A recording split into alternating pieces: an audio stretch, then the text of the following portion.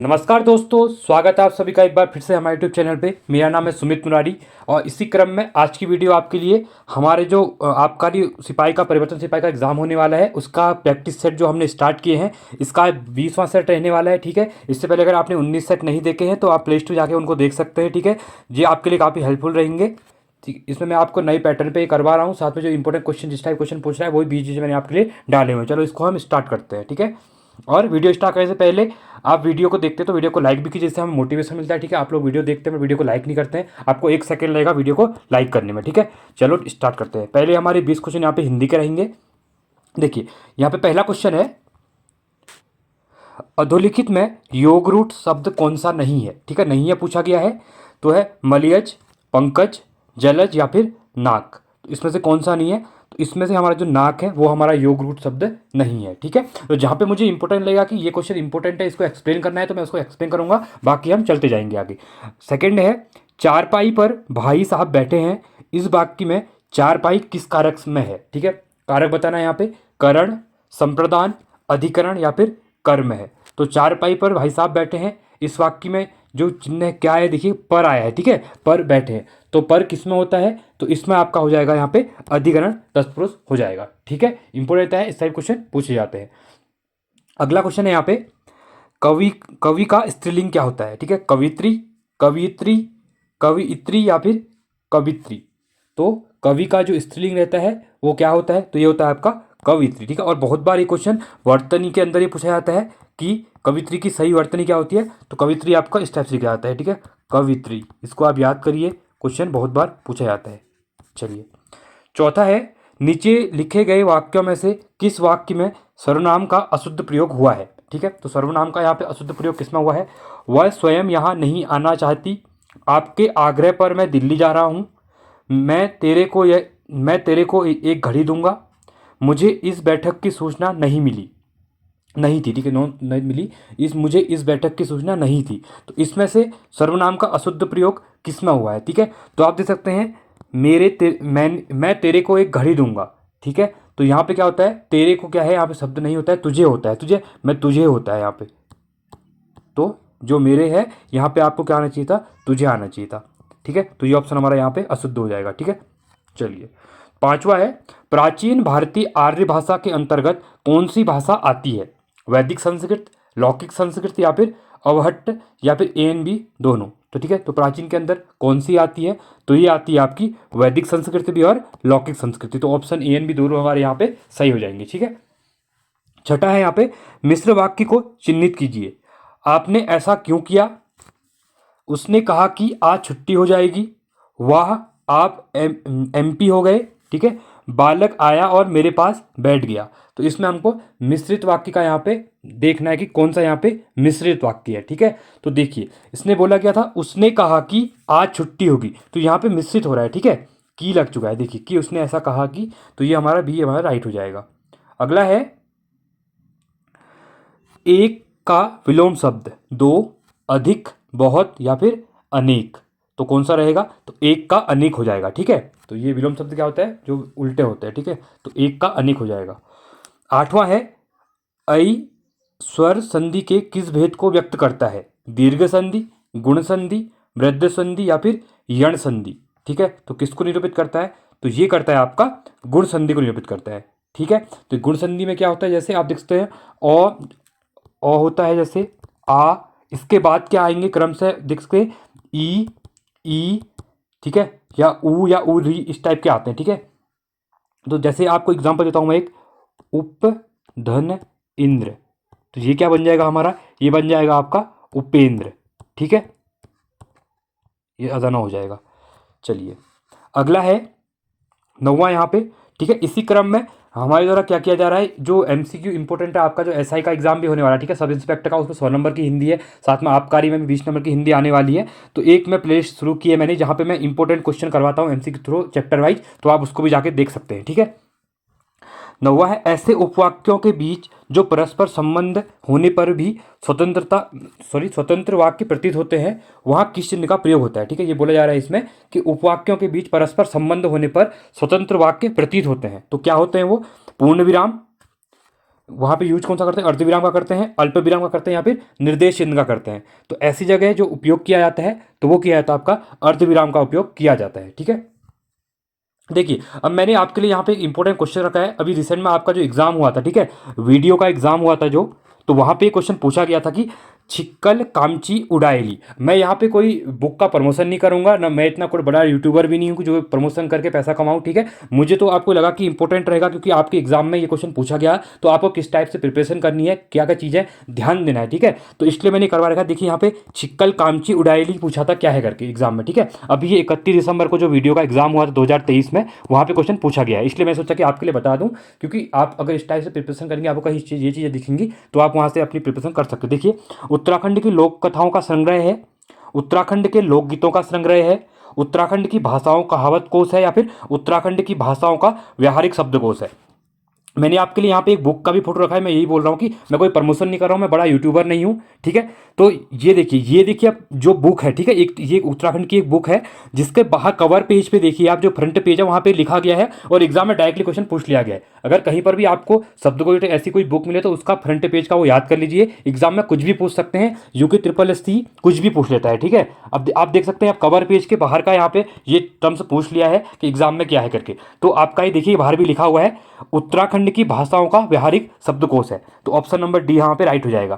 तो इस जो ये दिखाने का मतलब, मेरा जो पर्पस था वो ये था कि आपको अगर उत्तराखंड के शब्दकोश, उत्तराखंड की संस्कृति, उत्तराखंड की भाषा, कुमाऊनी गढ़वाली के अकॉर्डिंग कोई भी बुक दिखती हैं, ठीक है, उनके नाम एक बार आप पढ़ लीजिए, क्योंकि ये क्वेश्चन देखिए डायरेक्टली यहाँ पे पूछा गया है और मेरा पर्पज मेन यही था। अब बहुत से बच्चे कमेंट में कहेंगे कि आप बुक का प्रमोशन कर रहे हैं, मैं कोई प्रमोशन नहीं कर रहा हूँ, ना मुझे कोई किसी ने स्पॉन्सर किया है। यहाँ पे मैं एक छोटा सा, मतलब मेरे तो इतने यूट्यूबर सब्सक्राइबर भी हैं कि मैं किसी को प्रमोशन करता हूँ, मैं तो आपके लिए करवाया था। ठीक है, तो मैं अब यहाँ पे इसको मैं एरेज भी कर सकता हूँ, क्योंकि मुझे खाली ये दिखाने का पर्पज था, बाकी किसने लिखी है क्या लिखी है मुझे इससे कोई लेना देना नहीं है। ठीक है, चलो अभी स्टार्ट करते हैं। देखिए 10वां क्वेश्चन है, भोजपुरी बोली का क्षेत्र है पटना, दरभंगा, बनारस या फिर पूर्णिया, तो कौन सा है? तो ये है आपका ऑप्शन नंबर सी, बनारस। ठीक है, तो भोजपुरी बोली का क्षेत्र आपका बनारस है। 11वां है, कर्मचारियों के उपार्जित अवकाश की स्वीकृति हेतु निकाला जाने वाला पत्र कहलाता है परिपत्र, कार्यालय आदेश, कार्यालय टिप्पणी या फिर अनुस्मारक।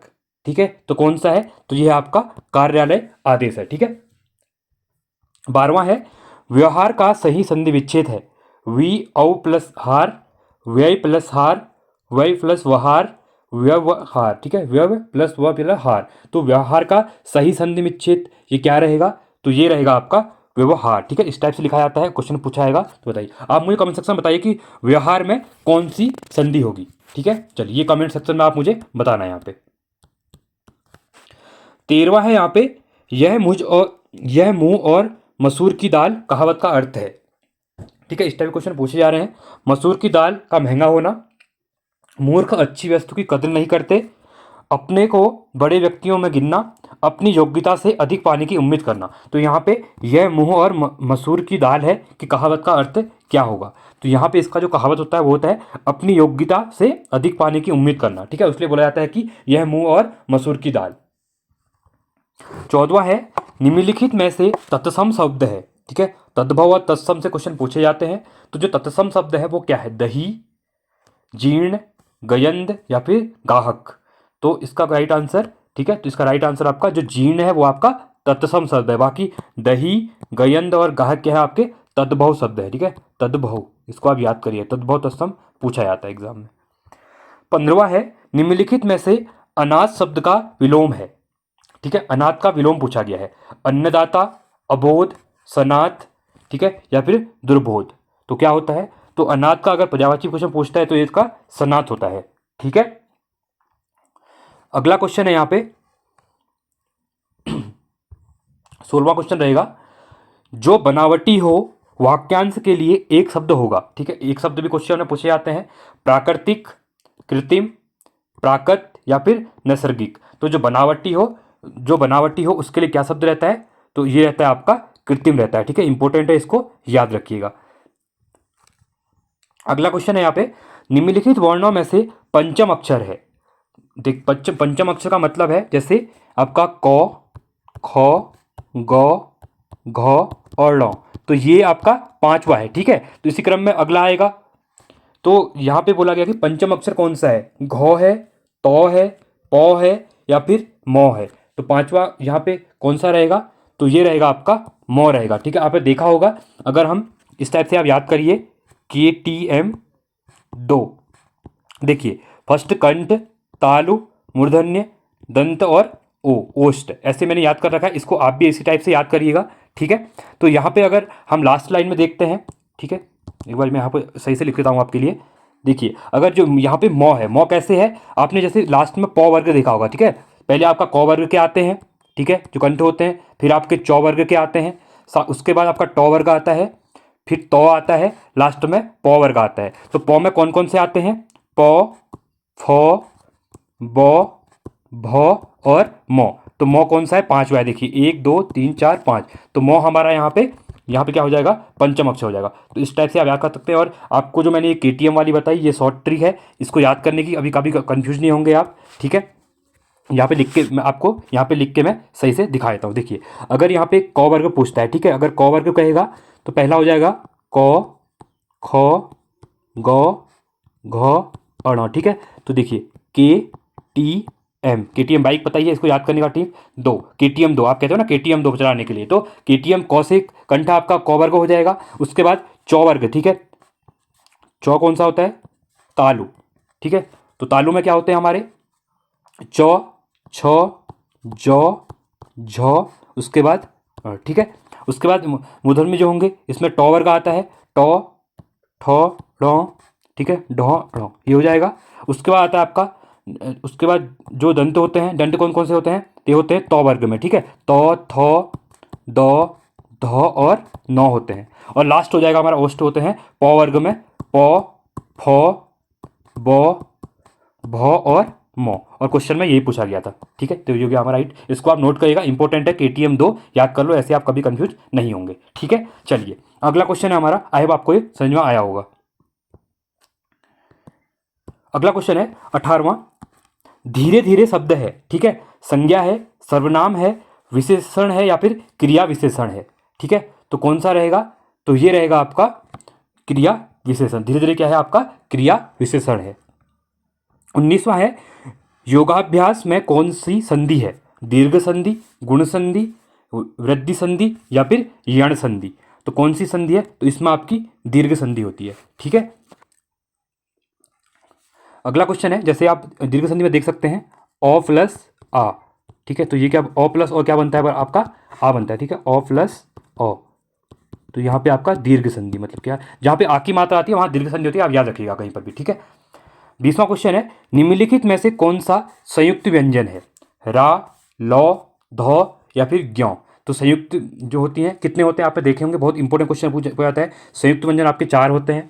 ठीक है, पहला आपका होता है छ, इसको आप याद करिएगा। ठीक है, दूसरा होता है आपका त्र, तीसरा होता है आपका स्र, ठीक है, और एक होता है आपका, चलो आप कमेंट करके बताइए एक क्या होता है। ठीक है, ये होता है, ठीक है, ज्ञ हो जाएगा। चलो मैं ही बता देता हूँ यहीं पे। अब देखिए संयुक्त व्यंजन क्यों कहते हैं, अब छ हम लिखते हैं। ठीक है, अगर हम छ लिखते हैं तो छ लिखा जाता है आपके पास क प्लस सौ से लिखा जाता है। ठीक है, इंपॉर्टेंट क्वेश्चन है, ये क्वेश्चन बहुत बार पूछा जाता है एग्जाम में। त्र तो त्र, ठीक है, त प्लस र तो त्र हो जाता है र।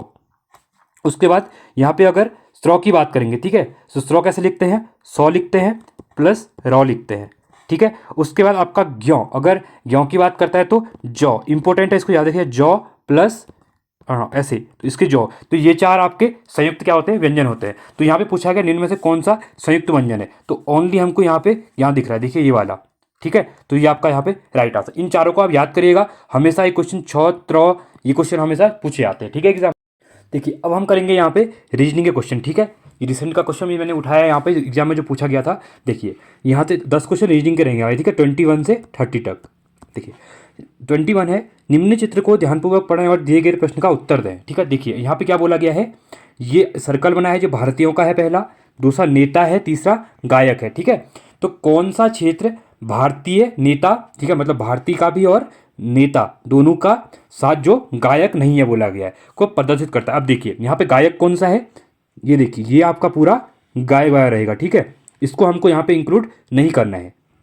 बोला क्या गया है, जो भारतीय है और नेता है। देखिए ये वाला सर्कल ऊपर का और ये वाला सर्कल, इसमें कॉमन क्या है आपका, 2 कॉमन है, देखिए यहाँ पे, ठीक है, ये 2 कॉमन है यहाँ पे, ठीक है। तो ये आपका यहाँ पे राइट आंसर हो जाएगा, तो ऑप्शन नंबर ए यहाँ पे राइट आंसर हो जाएगा, ठीक है। चलिए 22वां क्वेश्चन है यहाँ पे, देखिए, दिए गए प्रत्येक प्रश्न में लुप्त पद को ज्ञात कीजिए, ठीक है। देखिए जो यहाँ पे क्वेश्चन मार्क है ये, इसको हमको यहाँ पे देखना है कि कैसे यहाँ पे आंसर आएगा। देखिए पहले में क्या बोला गया है यहाँ पे, देखिए सबका अगर हम देखेंगे क्रॉस में देखेंगे, ठीक है। ये देखिए यहाँ पे क्या हो रहा है, अगर हम पहले लॉजिक देखते हैं कि किस लॉजिक से हमें ये बने, अगर हम इनके सामने की व्यू देखते हैं, ठीक है, मोस्ट ऑफ इस टाइप क्वेश्चन आते हैं तो इनके जो सामने संख्या दी होती है, ठीक है, वो क्या होती है कि उसके कोई रिलेट बनता है। अगर हम देखें यहाँ 7 से स्टार्ट करते हैं तो 7 और 17 दिया हुआ है, ठीक है। तो 7 से हम कैसे बना सकते हैं 17 को, अगर हम इंटू 2 करें, ठीक है, एक लॉजिक लगा रहा हूँ पहले, मगर सही बैठेगा तो हम यही करेंगे, 14 हो जाएगा, ठीक है। प्लस 3 करेंगे तो ये आपका 17 बन रहा है, एक टाइप से सही बन रहा है, ठीक है। अगला मिलाते हैं, अगर मैं यहाँ पे 6 है, हमको इसके सामने वाला पता करना है, ठीक है। तो यहाँ पे अगर मैं 6 इंटू 2 करता हूँ, ठीक है, कितना हो जाएगा, 12 हो जाएगा, ठीक है, 12 हो जाएगा। अगर प्लस 3 करता हूँ तो 12 प्लस 3 करूँगा तो कितना हो जाएगा, ये बनेगा 15। ऑप्शन में 15 है हमारे पास, और अभी हम देखेंगे एक दो और मिलान करेंगे, अगर वो तीसरा राइट बैठेगा तो हमारा ये ऑप्शन यहाँ पे सही हो जाएगा, ठीक है। देखिए अगला दिया हुआ है इनके द्वारा, जैसे 7 वाला हो गया हमारा, ठीक है। अब ये 9 वाला दिया हुआ है, अगर 9 इंटू 2 करते हैं प्लस 3 करते हैं, ठीक है, तो 9 दूनी 18 प्लस 3 21, और ये भी हमारा सही बैठा, देखिए 21 बन गया ये वाला भी, ठीक है। इसी क्रम में हम अगला देख लेंगे यहाँ पे, ठीक है। 4 था, अगर 4 इंटू 2 करते हैं तो 8 आ जाएगा, प्लस 3 करूँगा तो आपका 11 आ जाएगा, तो ये भी हमारा ऑप्शन नंबर यहाँ पे भी सही बन रहा है, मतलब ऑप्शन नंबर हमारा ये लॉजिक सही है। 6 इंटू 2 प्लस 3 15 आएगा, तो ऑप्शन नंबर यहाँ पे 15 हो जाएगा, ठीक है। चलिए 23वां क्वेश्चन है यहाँ पे, अभी क्वेश्चन बहुत इंपॉर्टेंट है 13वां, इस टाइप क्वेश्चन एग्जाम में पूछे आते हैं। ABCDE और F 6 मित्र एक लंबी बेंच पर बैठे हैं, ठीक है। अब ये क्या कर रहे हैं, एक लंबी बेंच पे बैठ रहे हैं, ठीक है। देखिए इसको मैं ऊपर यहीं पे सॉल्व करता हूँ क्योंकि यहाँ पे एक स्पेस नहीं है मेरे पास। देखिए क्या बोला गया है, 6 मित्र जो हैं एक लंबी बेंच में बैठे हैं, ठीक है। इस टाइप से एक बेंच है, उसमें 1 2 3 4 5 और 6 पर्सन बैठे हुए हैं, ठीक है। और क्या बोल रहा है, जबकि ए और बी दो अंतिम छोर पर बैठे हैं। ए और बी कहाँ है आपका, अंतिम छोर पे, ए यहाँ बैठा है और बी यहाँ बैठा है, ठीक है। उसके बाद बोला गया है ई और एफ पंक्ति के मध्य में बैठे हैं।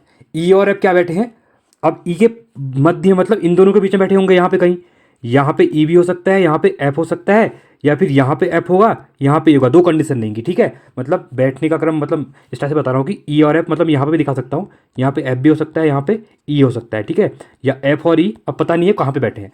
अगला क्या पूछ रहा है, सी ए के ठीक बगल में बाईं ओर बैठा है। अगर सी जो बैठा है ए के ठीक बगल में बाईं ओर, अगर ए का बाईं ओर, ए यहाँ है, इसका बायां इधर हो जाएगा, इधर को, ठीक है, इधर बायां होगा तो सी बैठा है बायां ओर, तो यहाँ पे सी बैठेगा, ठीक है। ए के बगल में बोला गया है, ठीक बगल में देखिए, ठीक है। अगला है, क्या आप बता सकते हैं कि बी के ठीक बाईं ओर, सॉरी दाईं ओर कौन बैठा है। बी के दाईं ओर, बी का दायां इधर है, तो यहाँ पे पूछा गया कि कौन बैठा हुआ है, ठीक है। हमारे पास बचा क्या था, ए हो गया था, बी हो गया, सी हो गया, डी बचा था, ठीक है। तो ऑब्वियसली यहाँ पे कौन बैठेगा आपका, यहाँ पे डी बैठेगा बी के बगल में, तो ऑप्शन हमारा कौन सा राइट बनेगा, तो ऑप्शन नंबर ए हमारा यहाँ पे राइट बन गया, ठीक है। इन दोनों की जरूरत थी नहीं, तो इन दोनों को हमने बैठाया नहीं, जो बोला था सीधे किया, तो यहाँ पे बी के बगल में ई बैठा हुआ है, तो ये हमारा ऑप्शन यहाँ पे सही हो जाएगा, ठीक है। अब आपको ये समझ में आ गया होगा। चलिए अगला क्वेश्चन रहेगा हमारा यहाँ पे 24वां क्वेश्चन, सम संख्या के बाद और विषम संख्या के पहले कितने 8 आ रहे हैं। अब इस टाइप के क्वेश्चन भी रिसेंट में आपने आरओ का एग्जाम देखा था, वहां पर भी क्वेश्चन पूछे गए थे, ठीक है। तो ये पूछ रहा है कि ये कह रहा है सम संख्या के बाद और विषम संख्या के बाद कितनी बार 8 आया है। दोनों के हमको यहाँ पे ये लाइन में दिया हुआ है, जो इनको हमको ऐड करना पड़ेगा यहाँ पे, ठीक है।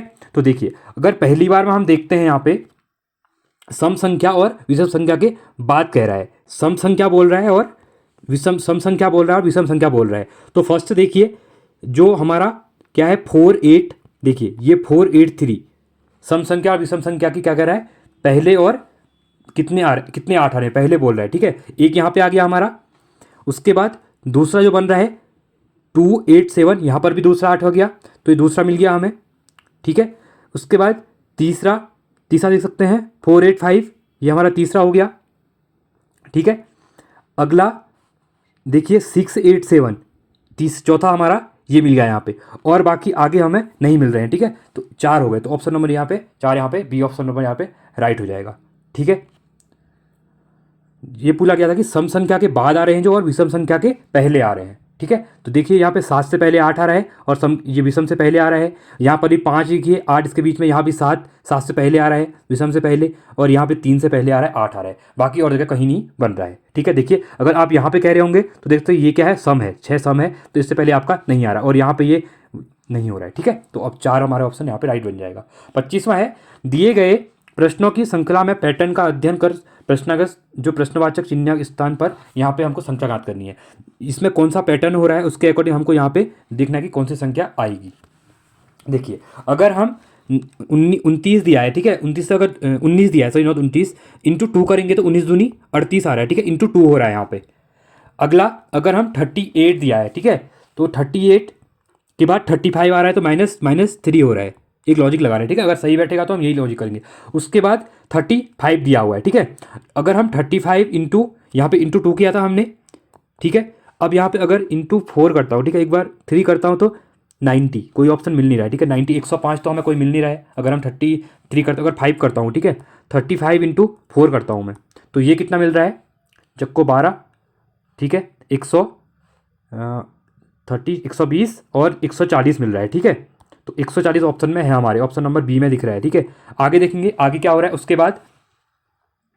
हाँ, तो हमको यही चाहिए था, तो मतलब 4 हो रहा है, ठीक है। अगर इसमें हमको आगे भी चेक करना है, ठीक है, तो उसके बाद क्या होगा, देखिए 140 यहाँ पे -3 किया था, यहाँ पे -5 करेंगे हम अगर, तो 135 आ रहा है अगला, मतलब 3 -5, फिर अगला जो आएगा इसके बाद अगर 135 इंटू आगे करेंगे तो उसको माइनस करके, उसको माइनस अगर 10 करेंगे तो ऑप्शन मिल जाएगा। तो ऑप्शन नंबर बी हमारा यहाँ पे राइट हो गया। इस टाइप से हमको करना पड़ता है।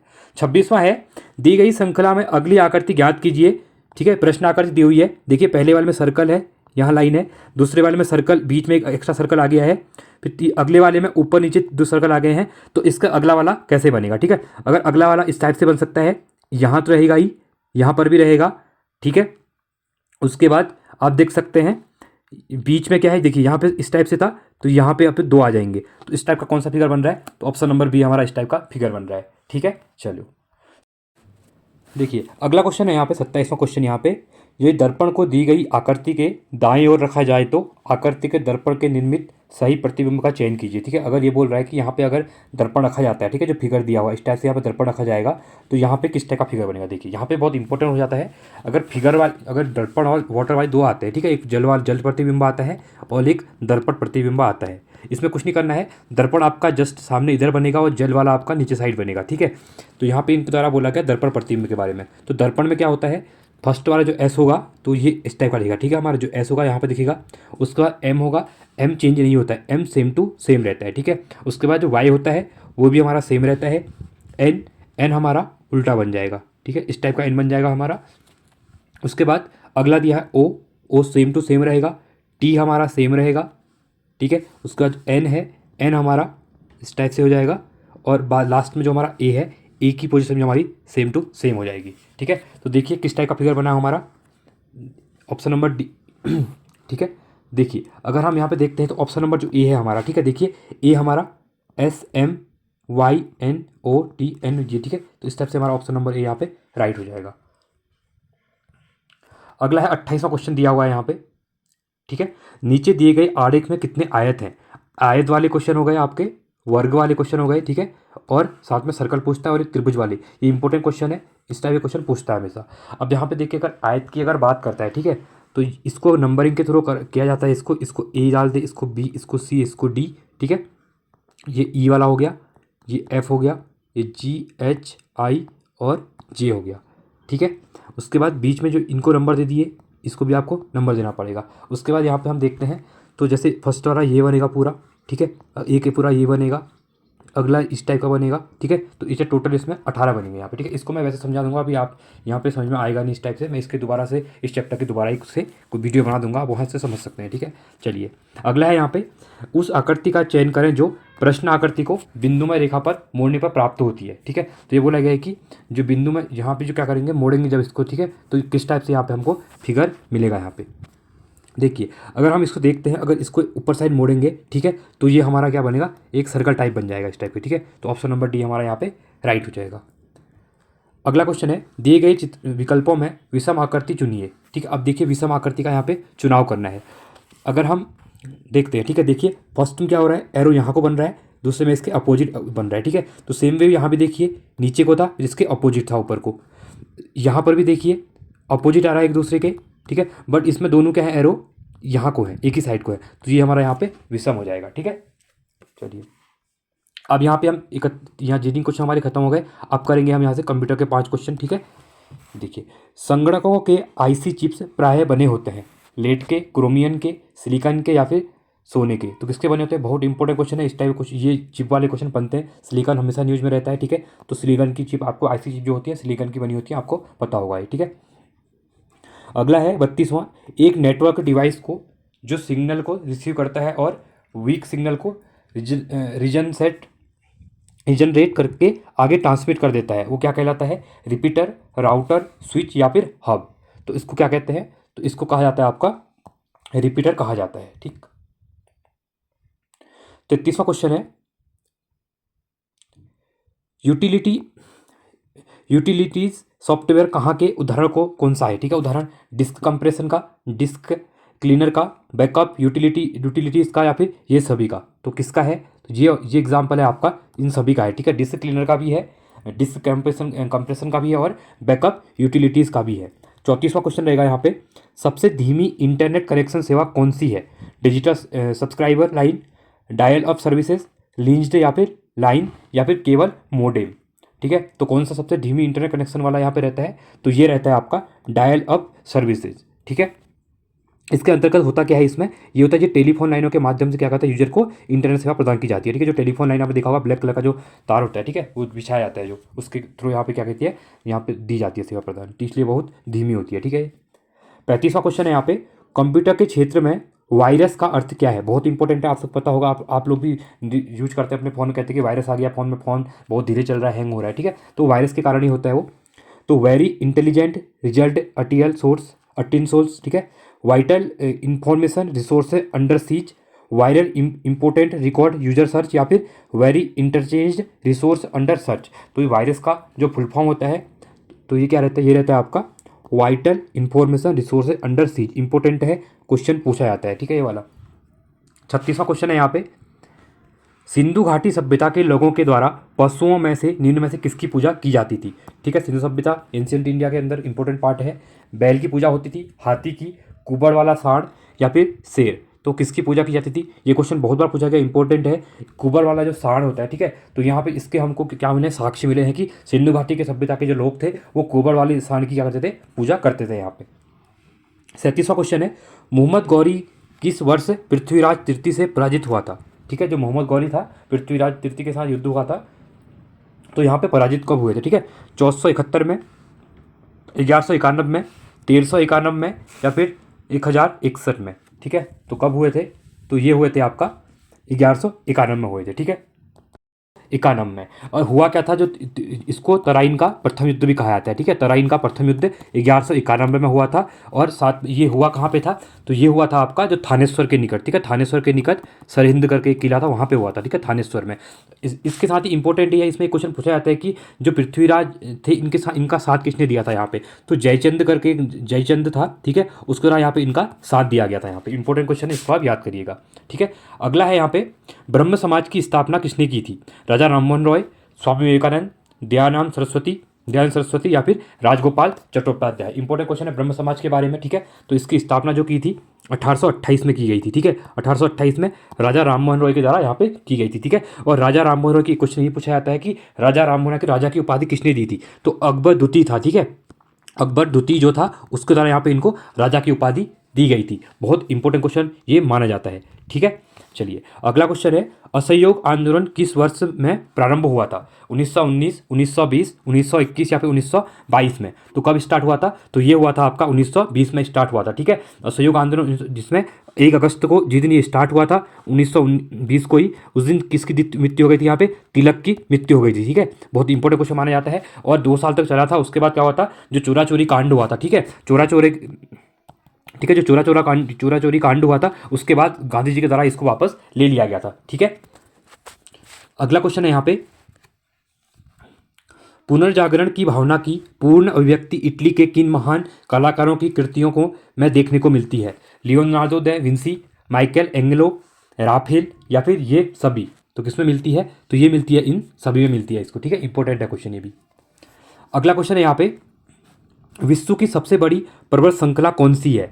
ठीक है, आल्पस, हिमालयन, काराकोरम, एंडी या फिर तिब्बत? बहुत इंपॉर्टेंट क्वेश्चन है, उत्तराखंड के एग्जाम में ये क्वेश्चन पूछा गया था, पीसीएस के एग्जाम में, ठीक है, 2022 में। तो एंडी श्रृंखला जो है, आप अगर ये देखते हैं तो ये आपका हो गया नॉर्थ अमेरिका हो गया, ठीक है, और ये हो गया आपका साउथ अमेरिका। तो यहाँ पे जो ये रीजन है अर्जेंटीना, चिली वाला, ठीक है, तो यहाँ पे एंडी श्रृंखला है, ठीक है, ये वर्ल्ड की सबसे बड़ी मानी जाती है, ठीक है।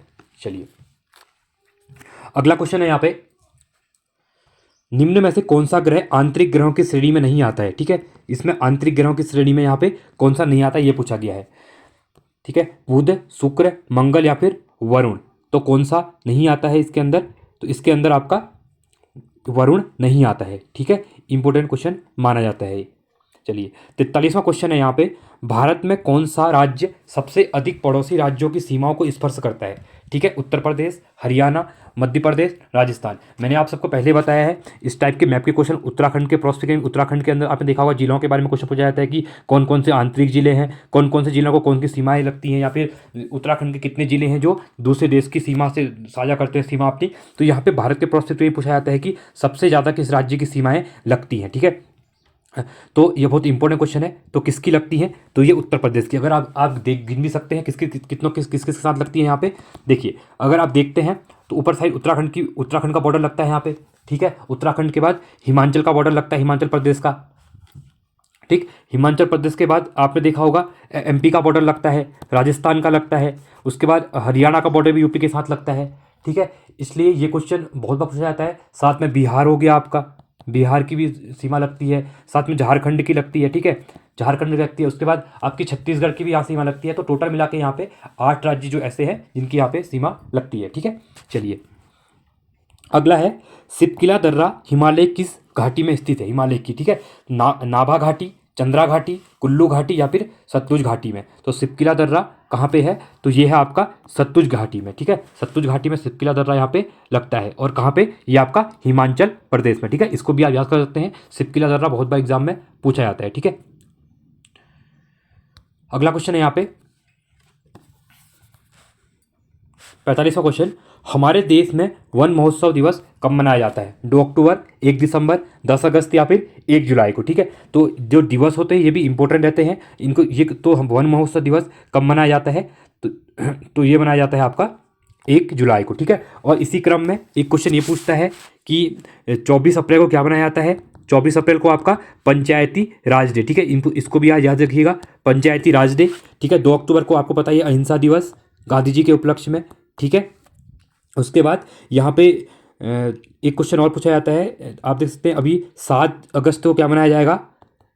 जेवलिन, जो अपने जो भाला फेंकते हैं, ठीक है, जेवलिन थ्रो में जो नीरज चोपड़ा है उनके हिसाब से भाला फेंक दिवस मनाया जाएगा, ये इंपॉर्टेंट है। साथ में 23 अगस्त को एक important day, Indian space day. ये अभी आपको पता है चंद्रयान 3 जब लॉन्च सफलतापूर्वक लैंडिंग हुई उसके बाद से 23 अगस्त को यहाँ पे ये दिन बनाने वाले हैं, ठीक है। तो ये थे अपने इंपॉर्टेंट क्वेश्चन। 46वां क्वेश्चन है, भारत के संविधान में कितने प्रकार की आपातकाल का प्रावधान है? ठीक है, ये मैंने आपको कल ही पढ़ाया था। ये भारत में 3 टाइप के आपातकाल की यहाँ पे बात करता है, ठीक है। पहला आता है 352 के अंदर आता है जिसमें नेशनल इमरजेंसी की बात करता है।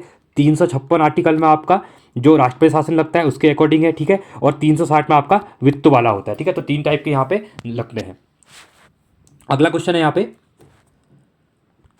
निम्नलिखित कार्यों में से कौन सा कार्य स्थानीय स्वशासन से संबंधित नहीं है? ठीक है, जन स्वास्थ्य, स्वच्छता का प्रबंध, जन उपयोगी सेवाएं या फिर लोक व्यवस्था का अनुसरण। तो इसमें से कौन सा स्थानीय जो स्वशासन है उसके अंदर नहीं आता है? ठीक है, तो ये इंपॉर्टेंट क्वेश्चन हो जाएगा। तो ये है आपका लोक व्यवस्था का अनुमूलन क्या होता है, स्थानीय स्वशासन के अंदर नहीं आता है। बाकी स्वच्छता का प्रबंधन, जन उपयोगी सेवाएं और जन स्वास्थ्य क्या आता है आपका स्थानीय स्वशासन के अंतर्गत आता है। 48वां क्वेश्चन है यहाँ पे, मानवाधिकार दिवस कब मनाया जाता है? बहुत इंपॉर्टेंट है, ह्यूमन राइट्स डे, ठीक है, इंपॉर्टेंट है ये। 10 दिसंबर को, 9 दिसंबर को, 10 नवंबर को या फिर 10 अक्टूबर को, ठीक है। तो 10 दिसंबर को आपको नेशनल ह्यूमन राइट्स, जो मानवाधिकार दिवस होता है, ह्यूमन राइट्स डे, ये सेलिब्रेट किया जाता है, ठीक है। चलिए अगला क्वेश्चन है यहाँ पे 49वां, संसद की संयुक्त अधिवेशन की अध्यक्षता निम्न में से कौन करता है, ठीक है। ये क्वेश्चन तो बहुत ज़्यादा इंपॉर्टेंट है, इसको आप टिक कर लीजिएगा। हमेशा कोई आपने इस एग्जाम में देखे होंगे, ये क्वेश्चन बहुत बार रिपीट होता है, ठीक है। तो जो संयुक्त अधिवेशन होता है, ठीक है, संसद की, उसकी जो अध्यक्षता कौन करता है। अब इसको अगर क्वेश्चन पूछेगा तो बुलाता कौन है संयुक्त अधिवेशन, तो ये आपके राष्ट्रपति बुलाते हैं, ठीक है, इसको आप याद करिएगा। साथ में अगर संयुक्त अध्यक्षता की बात करेगा तो ये लोकसभा का अध्यक्ष जो होता है, ठीक है, जो अपनी लोकसभा होती है, लोकसभा का जो अध्यक्ष होता है वो इसको क्या करता है, इसका अध्यक्षता करता है। अभी कौन है, अभी है ओम बिरला जी, ठीक है। अभी इलेक्शन होंगे, उसके बाद कोई भी चेंज हो जाएगा या वही बनेंगे, अलग बात है। चलो अगला क्वेश्चन है यहाँ पे, निम्नलिखित में से किसने सर्वोदय का सिद्धांत दिया था, ठीक है। सुभाष चंद्र बोस, गोपाल कृष्ण गोखले, महात्मा गांधी या फिर रविन्द्रनाथ टैगोर के बारे में, ठीक है। तो ये दिया था महात्मा गांधी ने, ये दिया था, ठीक है। सर्वोदय का सिद्धांत किसके द्वारा दिया गया था, महात्मा गांधी के द्वारा किया था। और यह सिद्धांत क्या था, एक राजनीतिक क्या सकते अर्थव्यवस्था पर किसके द्वारा, जो जॉन रस्किन थे, ठीक है। तो जॉन रस्किन की जो पुस्तक थी unto the last this last, ठीक है, तो अनटू, ठीक है, अनटू दिस लास्ट, उसमें ही दिया गया था। इंपॉर्टेंट है, इसको आप याद कर सकते हैं, ठीक है। चलिए 51वां क्वेश्चन है यहाँ पे, ई कॉमर्स, ई लर्निंग, ई बैंकिंग, ई कॉमर्स आदि निम्नलिखित में से कौन सी सेवाएं हैं। व्यापार सेवाएं हैं, उपभोक्ता सेवाएं हैं, इंटरनेट सेवाएं हैं या फिर ई सेवाएं हैं, ठीक है। तो ये कौन सी हैं, तो ये आपकी ई सेवाएं हैं, ठीक है। इंपॉर्टेंट आपने देखा होगा, ई कॉमर्स हो गया, ई लर्निंग, ई बैंकिंग, ई कॉमर्स, जितनी भी आप करते हैं तो सब ई सेवाएं के अंदर आती हैं, ठीक है। अगला है यहाँ पे, पीत क्रांति किससे संबंधित है, ठीक है। दुग्ध उत्पादन, तिलहन उत्पादन, मछली उत्पादन या फिर खाद्यान्न उत्पादन। अब यहाँ पे मेन चीज़ है, पीत कह रहा है कि येलो रिवोल्यूशन की बात कर रहा है यहाँ पे, ठीक है। तो ये था आपका किससे रिलेटेड था, ये था आपका तिलहन उत्पादन से। नंबर एक बात, ये आपका इंपॉर्टेंट क्वेश्चन हो गया। उसके बाद पूछता है कि दुग्ध उत्पादन, जो व्हाइट रिवॉल्यूशन था, ठीक है, मछली ब्लू रिवॉल्यूशन, ये भी इंपॉर्टेंट है। तो ये क्वेश्चन हमेशा पूछे जाते हैं एग्जाम में। जो ब्लू रिवॉल्यूशन था ये किसके रिलेटेड था, ये आपकी मछलियों से रिलेटेड था, ठीक है, मछलियों के रिलेटेड था समुद्र में। उसके बाद दुग्ध उत्पादन आपको पता ही है, दूध से रिलेटेड था, मिल्क से रिलेटेड, ठीक है। अगला है, भारतीय सांख्यिकी संस्था ISI कहाँ स्थित है, दिल्ली में, कोलकाता में, चेन्नई में या फिर बेंगलुरु में। तो कहाँ पे है, तो जो भारतीय सांख्यिकी संस्थान है ये आपका कोलकाता में अवस्थित है, ठीक है। और ये बना कब था, 1959 में अधिनियम के थ्रू ये बना था, ठीक है। अगला क्वेश्चन है यहाँ पे, भारत में राष्ट्रीय मापन की प्रमुख विधि निम्न में से कौन सी है, ठीक है। जो भारत में राष्ट्रीय मापन की प्रमुख विधि कौन सी है, उत्पादन विधि, व्यय विधि, आय विधि या फिर ये सभी। तो कौन सी हैं, तो उत्पादन विधि, व्यय विधि और आय विधि, ये तीनों क्या हैं, भारत में राष्ट्रीय मापन की प्रमुख विधियां हैं, ठीक है। 55वां क्वेश्चन है यहाँ पे, भुगतान संतुलन शब्द का प्रयोग निम्नलिखित में से किसके संदर्भ में किया जाता है। एक, कारखानों का वार्षिक विक्रय से, कर संग्रह से, आयात निर्यात से या फिर उपरोक्त में से कोई नहीं। अगर भुगतान संतुलन के शब्द की यहाँ पे बात कर रहा है तो ये आपका होता है आयात निर्यात से, ठीक है। जो आयात निर्यात होता है ना, उससे रिलेटेड होता है, ठीक है, एक्सपोर्ट और इम्पोर्ट जिसको हम कहते हैं। 56वां क्वेश्चन है यहाँ पे, जलवायु परिवर्तन प्रदर्शन सूचांक 2024 में भारत को कौन सा स्थान प्राप्त हुआ है। बहुत इंपॉर्टेंट क्वेश्चन रह जाएगा ये, ठीक है, क्योंकि 2024 का यहाँ पे डेटा है। तो 7वां रैंक, 15वां रैंक, 21वां रैंक या फिर 23वां रैंक। तो कौन सा रैंक मिला है, तो ये मिला है आपको, भारत को मिला है जो 7वां रैंक मिला है, ठीक है। इंपॉर्टेंट क्वेश्चन है। और 2023 के प्रोस्पेक्ट में अगर क्वेश्चन पूछेगा, ठीक है, तो वहाँ पे 8वीं रैंक थी, मतलब यहाँ पे थोड़ा बहुत सुधार हुआ है, ठीक है। और एक क्वेश्चन ये पूछता है कि इसका प्रकाशन कौन करता है, जलवायु परिवर्तन सूचांक का अगर प्रकाशन कौन करता है, ये क्वेश्चन पूछेगा। तो ये आपका जर्मनी में स्थित एक जर्मन वॉच करके एक संस्था है, ठीक है, जर्मन वॉच, इसको आप याद करेगा, जर्मन वॉच क्लाइमेट इंस्टीट्यूट करके, ठीक है, क्लाइमेट इंस्टीट्यूट करके, तो वो इसको निकालता है, ठीक है। चलिए अगला क्वेश्चन है 57वां क्वेश्चन, विष्णुदेव साय, ठीक है, दिसंबर 2023 में किस प्रदेश के नए मुख्यमंत्री चुने गए हैं, ठीक है। अभी देखा था आपने, दिसंबर 9 के टाइम पे अभी 5 राज्यों में चुनाव हुए थे, जहाँ पे क्या हुए थे कि CM चेंज हुए थे। तो ये क्वेश्चन भी पूछ सकता है। तो कहाँ, उड़ीसा में, झारखंड में, छत्तीसगढ़ में या फिर तेलंगाना में। तो ये कहाँ पे बने, तो ये बने आपके विष्णुदेव साय, ये आपके छत्तीसगढ़ में बने हैं, ठीक है। उसके बाद अगर ये क्वेश्चन पूछा जाता है कि राजस्थान के कहाँ कहाँ पे इलेक्शन हुए थे, तो एक राजस्थान में हुआ था इलेक्शन, ठीक है, MP में हुआ था और छत्तीसगढ़ में हुआ था और साथ में आपका तेलंगाना में हुआ था, ठीक है। ये भी इंपॉर्टेंट क्वेश्चन बन जाएगा।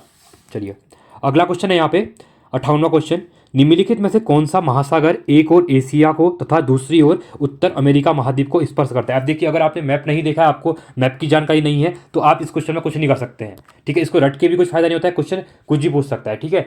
तो इसलिए आप मैप जो होता है, मैप को 5 से 10 मिनट डेली देखिए, चाहे उत्तराखंड का मैप देख रहे हो, चाहे आप इंडिया का मैप देख रहे हो, या फिर आप वर्ल्ड मैप देख रहे हो, ठीक है। एक बार इसको जरूर देखिए, मोबाइल में मिल जाता है, अगर आपके पास घर में नहीं है तो मोबाइल में सर्च करके आपको, जो आप इतना टाइम जो इंस्टाग्राम की रील को स्क्रॉल वगैरह करने में लगाते हैं, उससे ज़्यादा आप मैप को देखेंगे तो आपके एग्जाम में वो काफ़ी आपके लिए हेल्प रहेगा, ठीक है। अब यहाँ बात कर रहा है कि एक और एशिया का, दूसरी ओर उत्तर अमेरिका महाद्वीप को स्पर्श करता है, ठीक है। तो अगर देखते हैं तो उत्तर कौन सा करेगा यहाँ पे, अगर आप मैप बनाते हैं, ठीक है।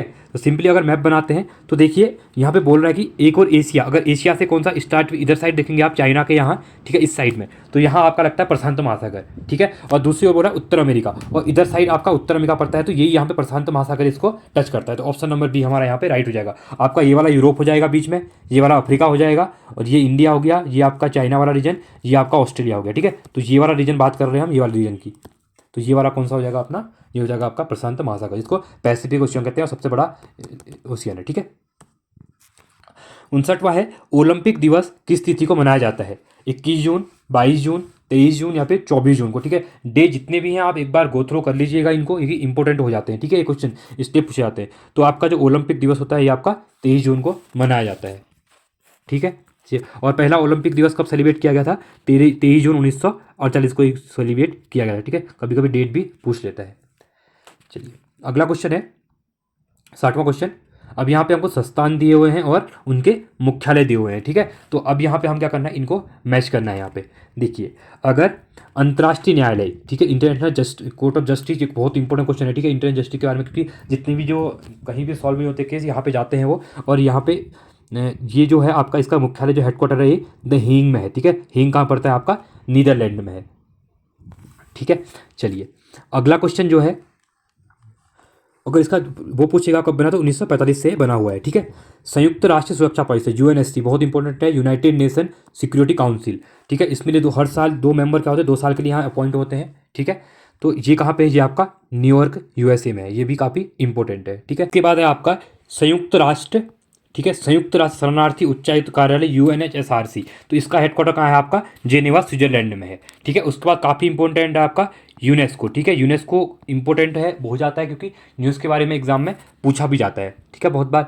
तो यूनेस्को का जो है वो है आपका पेरिस, फ्रांस में है।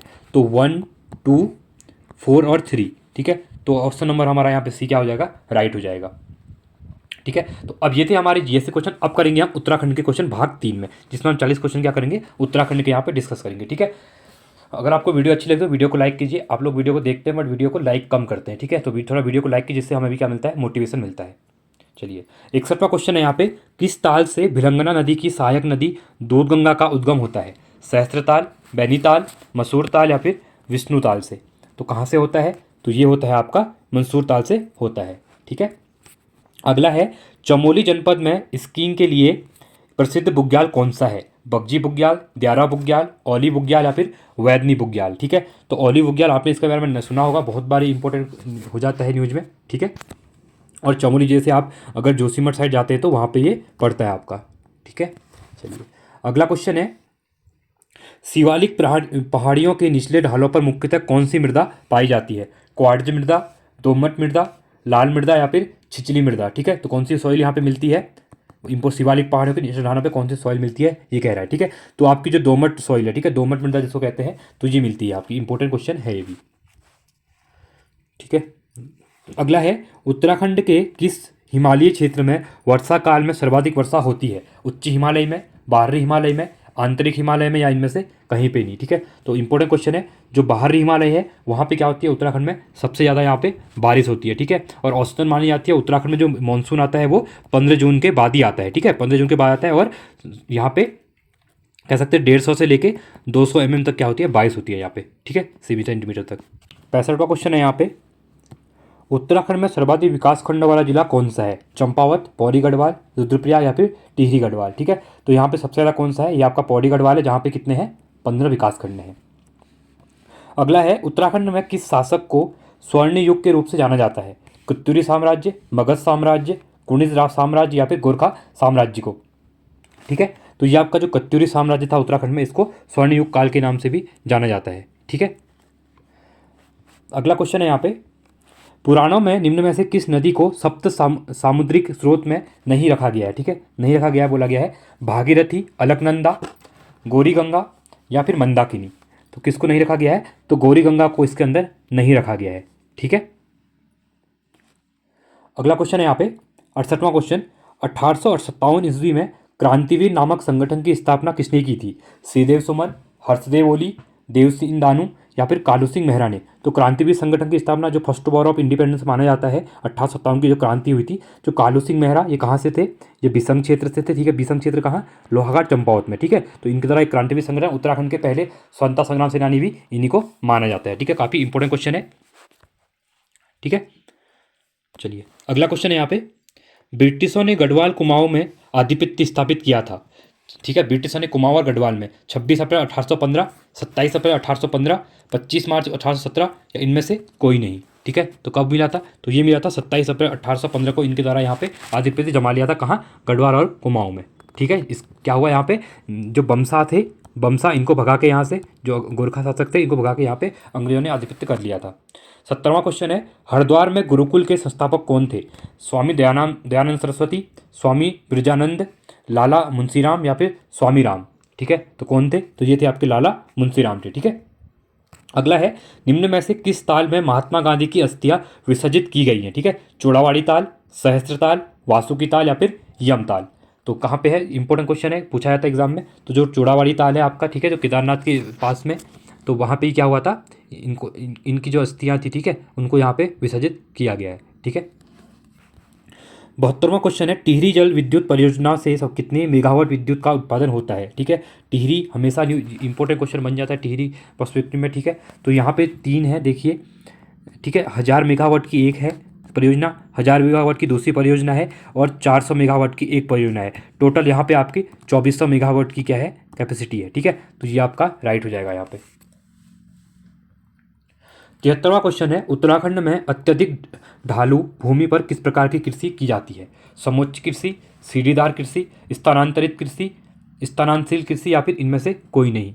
ठीक है, तो कौन सी की जाती है? तो ये की जाती है सीढ़ीदार कृषि। आपको पता ही है उत्तराखंड में पहाड़ ज़्यादा है, तो जो सीढ़ीनुमा खेत होते हैं इस टाइप के आप देखे होंगे अगर आप रहते हैं तो पहाड़ी जगह पे। ठीक है, तो आपने देखा होगा आप लोगों के जो खेत वगैरह होते हैं, हम लोग के भी होते हैं, तो ये सीढ़ीनुमा ही खेत होते हैं। ठीक है, चलिए अगला है 74वां क्वेश्चन, निम्नलिखित में से उत्तराखंड के सूक्ष्म लघु और मध्यम उद्योग का शीर्ष निकाय कौन सा है? State industrial development corporation of Uttarakhand, state industrial area, industries association of Uttarakhand, special economic zone of Uttarakhand. ठीक है, तो जो लघु एमएसएमई है, ठीक है, एमएसएमई, तो इसके अंदर उत्तराखंड में कौन सा शीर्ष निकाय है इनका? ठीक है, तो ये है आपका इंडस्ट्रीज एसोसिएशन ऑफ उत्तराखंड जो है वो इसको हैंडल करता है, मतलब इसकी शीर्ष क्या है? इकाई है ये। ठीक है, 75वां क्वेश्चन है यहाँ पे, उत्तराखंड के किस मेले में मछली मारने की परंपरा है? ठीक है, उत्तराखंड के किस मेले में, ठीक है, कौन से मेले में यहाँ पे मछली मारने की परंपरा है? मौड़ मेला, चैती मेला, गैंदी मेला या फिर शालदे बिखौती का मेला। ठीक है, तो आपका जो मौड़ मेला है, ठीक है, या जौनसार उत्तर देहरादून में लगता है, ये काफ़ी इंपॉर्टेंट है। तो यहाँ पे क्या परंपरा है? यहाँ पे मछली मारी जाती है। ठीक है, ठीक है, जो जौनपुर वाला एरिया है उत्तराखंड का, ठीक है, तो वहाँ पे ये पहले से ही चल दिया, बहुत पहले से। ठीक है, इसको मौड़ मेला है। 76वां क्वेश्चन है, निम्नलिखित में किस भाषा को कुमाऊनी एवं गढ़वाली का मिला जुला रूप कहा जाता है? सिराली, माझकुपेया, बाबरी या फिर जोहारी को। ठीक है, तो कुमाऊँ गढ़वाली का मिला जुला, क्योंकि रिसेंट में भी देखा होगा सिलेबस के अकॉर्डिंग इस टाइप के क्वेश्चन बन रहे कुमाऊनी गढ़वाली जौनसारी के ऊपर। ठीक है, तो ये कौन सा है? तो ये आपका माझकुपेया। ठीक है, 77वां क्वेश्चन है यहाँ पे, हुड़किया बोल गीत किस अवसर पर गाया जाता है? विवाह समारोह के अवसर पर, रोपाई गुड़ाई के अवसर पर, खेती की कटाई के अवसर पर या फिर उपरोक्त में से कोई भी नहीं। ठीक है, तो ये आपका देखा होगा जो हुड़किया बोल होता है, ये आपका रोपाई गुड़ाई जब होती है उस अवसर पर ये गीत का क्या होता है? गाया, उस टाइम पे गीत गाया जाता है। ठीक है, अगला क्वेश्चन है, और खासकर ये आपका खरीफ की फसल जब होती है उस टाइम पे, और कुमाऊं में खासकर। ठीक है, चलिए अगला है 78वां क्वेश्चन, गढ़वाल क्षेत्र के लोक नृत्यों में से कौन सा उस समय किया जाता है जब नवविवाहित लड़की प्रथम बार मायके आती है? ठीक है, ये इंपॉर्टेंट क्वेश्चन है। चौफला, जागर, झुमेलो या फिर थड़िया। तो कौन सा किया जाता है? तो ये आपका जो थड़िया नृत्य है, ठीक है। तो जो नवविवाहित महिलाएं क्या होती हैं, लड़कियां जो होती हैं, वो पहली बार मायके आती हैं तो थड़िया नृत्य करती हैं, ठीक है। ये क्वेश्चन इंपॉर्टेंट हो जाता है, ठीक है। और साथ में ये इसलिए भी इम्पोर्टेंट है क्योंकि जो थन्य नृत्य है ये क्या होती है, जो बसंत पंचमी से जो मेष संक्रांति तक किया जाता है, ठीक है, खासकर, और खुले मैदान में ये नृत्य करती हैं महिलाएं।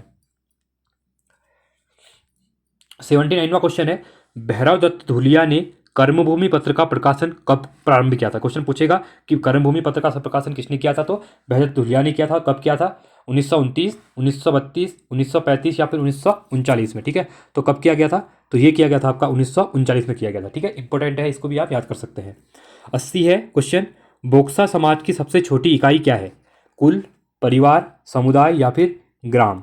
तो क्या है, जो बोक्सा समुदाय समाज है, इसकी जो सबसे छोटी इकाई मानी जाती है वो आपकी परिवार को माना जाता है, ठीक है।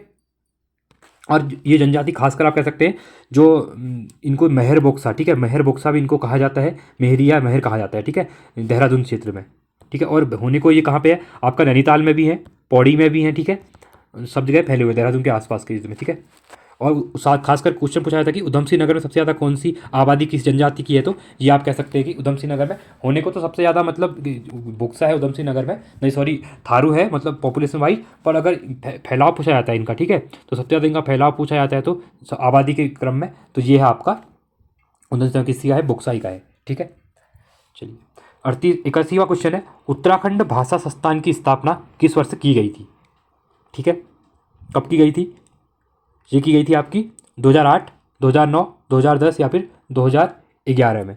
कब की गई थी, 2009 में की गई थी, ठीक है, उत्तराखंड भाषा संस्थान की स्थापना।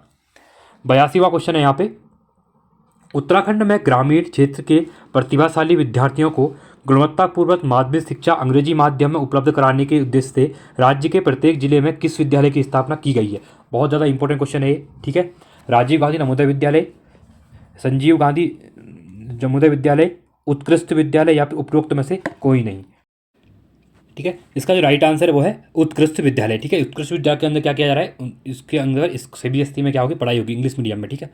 83वां क्वेश्चन है, उत्तराखंड के 4 धाम हैं, केदारनाथ, बद्रीनाथ, यमुनोत्री और गंगोत्री। ऑप्शन आपको सबको पता ही होगा, ठीक है, राइट आंसर हो जाएगा, ये हो जाएगा। और इंपॉर्टेंट क्वेश्चन एक पूछता है कि जो बद्रीनाथ में मंदिर में जो पुजारी हैं, ठीक है, वो पुजारी कहाँ के हैं, ठीक है। तो ये रावल ब्राह्मण है, ये आपके मद्रास से आते हैं, ठीक है, केरल साइड में, इंपॉर्टेंट है। और माना जाता है कि जो आपके जो शंकराचार्य थे उनके मतलब इन्हीं के वंशज माने जाते हैं, ठीक है, शंकराचार्य जी के। तो इंपॉर्टेंट क्वेश्चन हो जाता है, ठीक है। और साथ में जो केदारनाथ मंदिर का निर्माण ये कत्यूरी शासकों के द्वारा किया गया था, ठीक है, ये क्वेश्चन पूछा जाता है।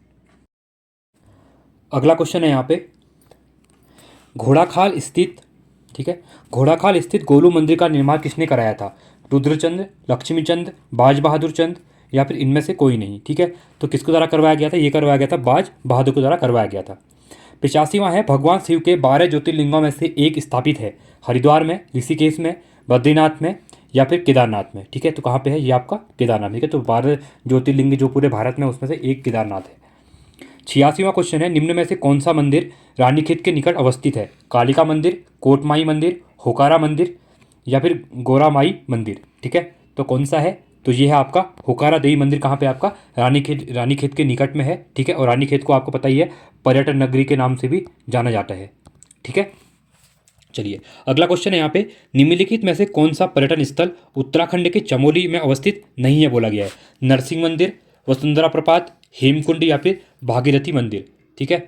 तो कौन सा नहीं है यहाँ पे, तो आपका जो भागीरथी मंदिर है ये आपका चमोली में नहीं है, बाकी नरसिंह मंदिर, वसुंधरा प्रपात और हेमकुंड कहाँ पे आपके, ये सब आपके चमोली डिस्ट्रिक्ट में है। 88वां क्वेश्चन है, 17वीं वन रिपोर्ट 2021 के अनुसार उत्तराखंड के किस जिले का वन क्षेत्र पर सर्वाधिक है, ठीक है। इंपॉर्टेंट क्वेश्चन है, रिसेंटली जितने भी एग्जाम हो रहे हैं उसमें क्वेश्चन पूछा जा रहा है। तो नैनीताल में क्या है, सर्वाधिक यहाँ पे क्या है क्षेत्र, सर्वाधिक जिले का वन क्षेत्र है, ठीक है, नैनीताल जिले में अगर क्वेश्चन पूछता है तो। चलिए अगला क्वेश्चन है 89वां क्वेश्चन, केदारनाथ वन्यजीव अभ्यारण्य को किस जंतु के संरक्षण हेतु स्थापित किया गया है, हिमालयन कस्तूरी मृग, हाथी, हिम तेंदुआ या फिर मोनाल, ठीक है। तो किसके लिए किया गया है, ये किया गया है मोनाल के लिए। 90वां क्वेश्चन है, किस पर्यावरणविद ने हिमालय बचाओ देश बचाओ का नारा दिया था, चंडी प्रसाद भट्ट, डॉक्टर अनिल प्रकाश जोशी, सुंदरलाल बहुगुणा या फिर हरिप्रसाद उनियाल जी द्वारा। तो किसके द्वारा दिया गया था, तो सुंदरलाल बहुगुणा जी के द्वारा, जो एक एनवायरमेंटलिस्ट थे, ठीक है, पर्यावरणविद, इनके द्वारा ये स्लोगन दिया गया था, हिमालय बचाओ देश बचाओ, ठीक है। 91वां क्वेश्चन है यहाँ पे, उत्तराखंड में वृक्ष मानव के नाम से जाने जाने वाले, ठीक है, जो उत्तराखंड में वृक्ष का मानव के नाम से जाने जाते हैं, गोविंद बल्लभ पंत, सुंदरलाल बहुगुणा, विश्वेश्वर दत्त सकलानी, या फिर उपरोक्त में से कोई नहीं, ठीक है। तो कौन जाने जाते हैं, जो विश्वेश्वर दत्त सकलानी जी है, इनको उत्तराखंड में वृक्ष का मानव नाम से इनको जाना जाता है, ठीक है। इंपॉर्टेंट क्वेश्चन है, और ये कहाँ से थे, ये आपके टिहरी से थे, ठीक है, टिहरी में इनका जन्म हुआ था, और ये इंपॉर्टेंट क्वेश्चन हो जाता है। चलिए अगला क्वेश्चन है यहाँ पे 92वां क्वेश्चन, पिथौरागढ़ जिले के मालपा में बादल फटने की घटना कब हुई थी, इंपॉर्टेंट क्वेश्चन है ये, ठीक है। जो पिथौरागढ़ मालपा जगह है वहाँ पे बादल फटा था, तो काफ़ी यहाँ से क्षति हुई थी, ठीक है। 17-18 अगस्त 2002, 17-18 अगस्त 1996, 17-18 अगस्त 1998, 17 और 18 अगस्त 1999 को, ठीक है। तो ये कब हुई थी, तो ये हुई थी 17 और 18 अगस्त 1998 को मालपा की जो घटना हुई थी ये हुई थी। 93वां क्वेश्चन है यहाँ पे, उत्तराखंड में किस योजना के अंतर्गत अनुसूचित जाति एवं अनुसूचित जनजाति के बेरोजगार युवाओं को व्यवसाय हेतु रोजगार परक परीक्षण दिया जाता है, ठीक है। जो SC और ST उत्तराखंड में जो हैं, ठीक है, युवा, तो उनको रोजगार दिया जाता है, ठीक है। व्यवसाय जीविका अवसर प्रोत्साहन योजना, प्रशिक्षण अवसर प्रोत्साहन योजना, व्यवसाय चयन अवसर प्रोत्साहन योजना, या फिर उपरोक्त सभी, ठीक है। तो कौन सा है, तो ये आपका जीविका अवसर प्रोत्साहन योजना है, ठीक है।